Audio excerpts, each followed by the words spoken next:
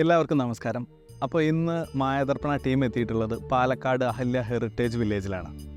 അതിമനോഹരമായിട്ടുള്ള ഈ ക്യാമ്പസിൽ ഇന്ന് ഞങ്ങൾ എത്തിയിട്ടുള്ളത് കലാമണ്ഡലം ചാന്ദിനി ഷാജു, നല്ലൊരു അഭിനേത്രിയാണ്, നമ്മൾക്ക് എല്ലാവർക്കും അറിയാം, പ്രശസ്തയായിട്ടുള്ള അഭിനേത്രിയാണ്.